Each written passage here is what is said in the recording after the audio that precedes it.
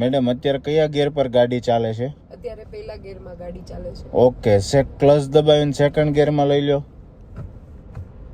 છોડો ક્લચ. આ શું થયું મેડમ? ગાડી બંધ થઈ ગઈ. શેના કારણે થઈ? મને નથી ખબર. મને કોઈ તમે કઈ દબાવ્યું હતું? ના. નહીં. જો તમારી ભૂલ કઈ જગ્યાએ પડે મેડમ? ફર્સ્ટ માંથી સેકન્ડ ગિયરમાં લેવાનો હતો, તમે અત્યારે કયા ગિયરમાં લઈ લીધો? ફોર્થ ગિયરમાં. એના લીધે ગાડી ઝટકો મારીને બંધ થઈ છે, બરોબર છે?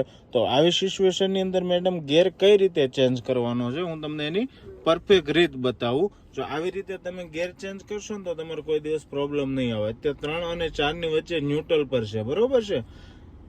ડાબી બાજુ પ્રેશર લે અને ફર્સ્ટ ગિયરમાં, ફર્સ્ટમાંથી જ્યારે સેકન્ડ લેવાનું હોય ને ત્યારે ડાબી બાજુ પ્રેશર લઈને સીધું નીચે લઈ લેવાનું, એટલે આ સેકન્ડ ગિયર થશે, ફોર્થમાં નહીં પડે, બરોબર છે? આ ન્યુટ્રલમાં છોડી દેશો એટલે 3 ને 4 ની વચ્ચે આવી જાય છે. આ third gear, neutral, fourth gear, neutral. જમણી બાજુ પ્રેશર રાખીને ઉપર લેશો એટલે fifth gear, neutral, six gear.